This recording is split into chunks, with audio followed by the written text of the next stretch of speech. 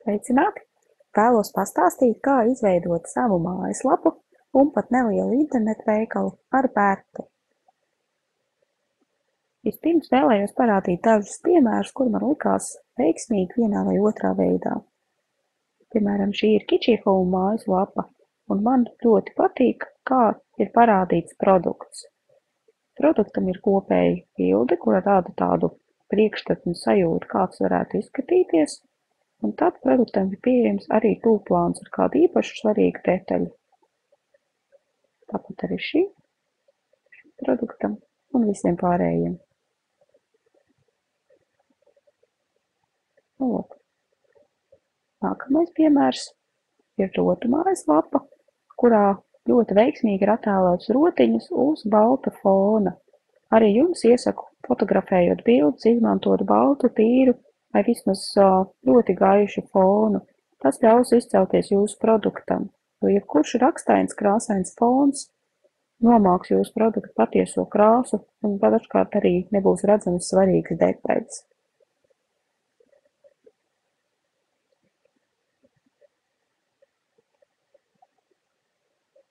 Nākamais veikaliņš un mājaslapa ir Kikeriku. Ar šo veikalu vēlējos parādīt, cik radoši ir iespējams novērtēt mājaslapu. Šeit ir gan izveidotas oriģinālas sociālo tīklu pogas, gan oriģināls iepazīšanās paskaidrojuma tekstiņš, gan arī Kikeriku mājaslapai ir veikals,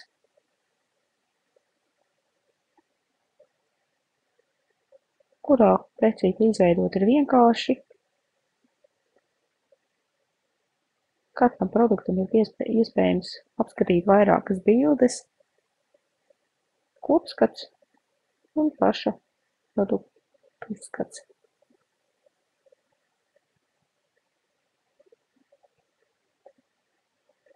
Arī šī mājaslapa ir ļoti vienkārši būvēta.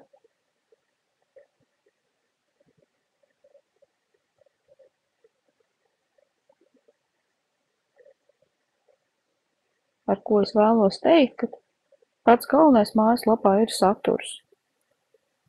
Dažkārt nav nepieciešams pārslogot mājaslapu ar liekiem elementiem, ja tie nav vajadzīgi pārdošanas procesai vai tie nesniedz papildus informāciju par produktu.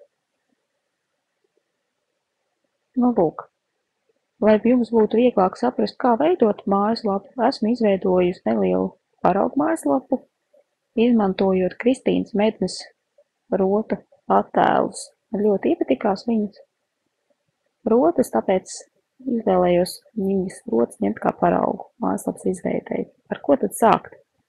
Sākam ar reģistrācijas procesu. Šajā lauciņā ievedam pagaidu mājaslapas adreses nosaukumu, kuru vēlāk pēc tam, ja būsiet iegādājusies īsto mājaslapas nosaukumu, to varēsiet vienkārši nomainīt. Gadījumā jums mājaslapas nosaukums jau ir, to vadiet šeit. Kad tas izdarīts, ieklikšķinam šeit, ka esat izlasījuši visus noteikumus un darīts. Vēl šajā lauciņā jums būs iespēja ierakstīt savu e-pastu, uz kur jūs saņemsiet pieejas datus. Tas izskatīsies šādi. Šī ir parolīte, un šis ir links uz vietni, kur sākt būvēt mājaslapu. Nonāksiet šādā skatā, kurā jums būs jāievada jūsu e-pasts. Paņemsim parolīti. Vai?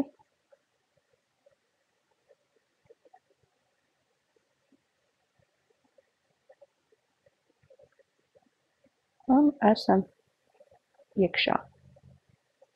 Vēlos vispirms parādīt, kā tas izskatās no redzamās puses.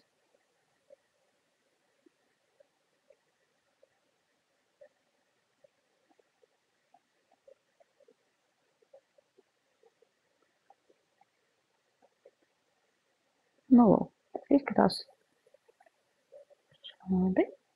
Esmu ievietojusi tikai vienu rindu ar rotiņām. Piemēram, pietiks piespraudas, auskari un kontakti. Tā kā tas ir viss, ko es varēju iegūt no Meistardarbs mājaslapas, tad ieveidoju tikai šādus kontaktus.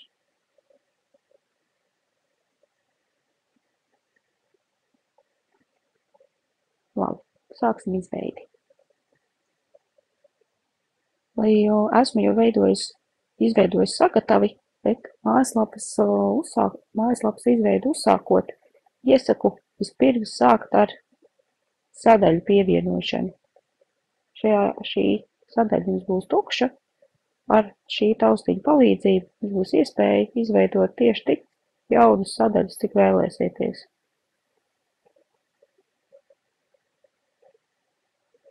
Gadījumā, ja ir vajadzīgs un no kādu sadaļu vēlaties rādīt tikai tad, kad tā ir pilnībā pabeigta, jūs varat viņu noslēpt, nospiežot šo taustiņu.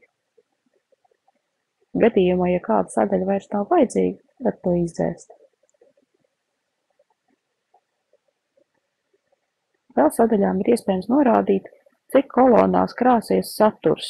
Kristīnas mājaslapai šis bija 4. Ir 4 kolonas, kā redzējāt, produktiņi krājās pa 4 rindiņā.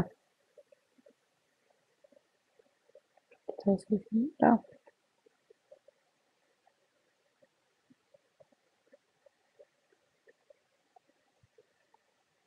Kas vēl ir būtiski šajā sadaļā? Ja vēlēsieties izveidot mājaslapu, jums tas būs jānorāda šajā sadaļā. Atvainojos, ja vēlēsieties izveidot mājaslapu, kurā būs arī veikala funkcija, to būs jānorāda šeit. Piemēram, šī sadaļa būs veikals, tad arī ir norādīts, ka tas būs veikals. Tā parasti šīs sadaļas rādās ar šādu apzīmējumu. Un, protams, lai veikals varētu pilnvērtīgi pastāvēt, ir jābūt grozam. Šajā gadījumā grozu esmu nodēvējis par rotu kasti un noformējusi viņu kā grozu.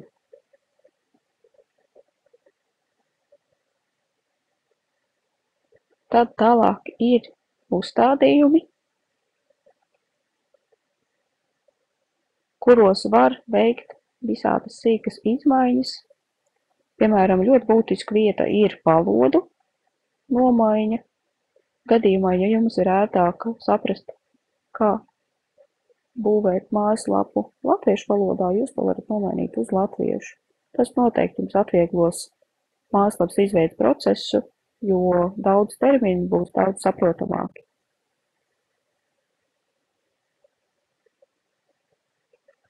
Tad pie veidnes izskata jūs varēsiet noformēt katru atsevišķu elementu mājaslapā.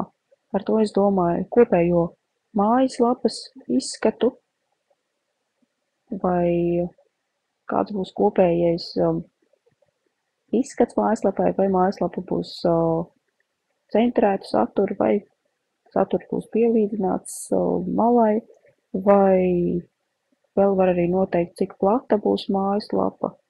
Un, protams, ļoti būtisks elements, kas mūsdienās ir svarīgi, ir responsīvs dizains. Tas nozīmē, ka mājaslapas saturs adaptējas ekrāna izmēram, no kura mājaslapa tiek skatīta. Gadījumā, ja mājaslapa tiks skatīta no mobilajām ierīcēm, tās saturs pielāgosies tā, lai mājaslapas skatītājiem tas nebūtu jāzūmo, jāpietuvina un visādi citādi neērti jāpiepūlās, lai apskatītu jūsu saturu. Jo ņemot vērā mūsdienu tendences, ka cilvēku uzmanība ir pārslogota un iespējams negaidīs tik ilgi, lai gaidītu, kad mājaslapa ielādēsies, vai arī, lai speciāli piepulētos, zūmojot mājaslapas saturu. To mēs varam novērtēt šādi. Samazināšu logu. Nu, lūk. Šis būtu tā kā telefona izskats, un visi produktiņi ir ļoti ērti pārlūkojami. Izvēlnē var vienkārši piekļūt, nospiežot šo podziņu. Liekam apakaļ. Lūk.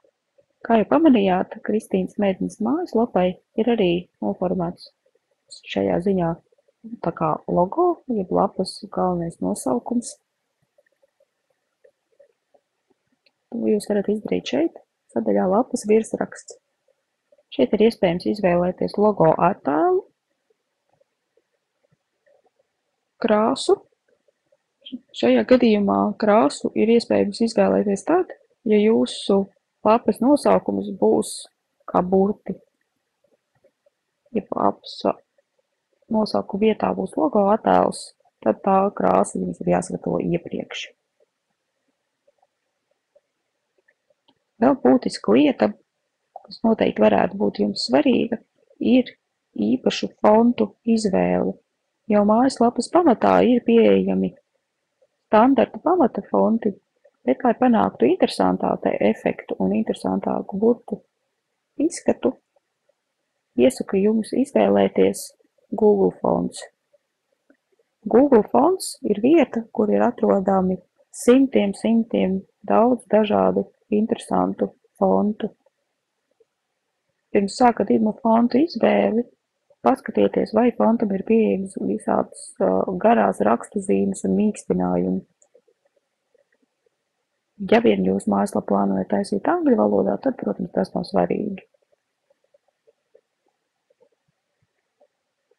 Fontu var sākt lietot, vienkārši to nokopējot un ieliekot mājaslapas tehniskajā pusē, kur ir norādīts Google fontu. Šajā gadījumā es noformēšu galvenās izvēles. Tad viegli novērtēju, kā tas izskatīsies. Izskatīsies šādi. Lūk, vēl var pamanīt, ka uzbraucot virsū uz jebkuru no izvēlēm, tās krāsas nomainās. Arī to noformējumu var izveidot mājaslapas aizmugurītē, un šīm krāsām esmu nodefinējusi, kā tas izskatīsies. Vēl ir iespējams noformēt, vai mājaslapas sadaļām būs arī pasvītrojumi.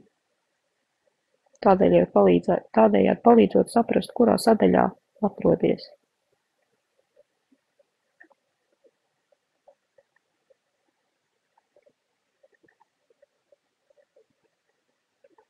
Tāpat arī varat noformēt apakšizvēles.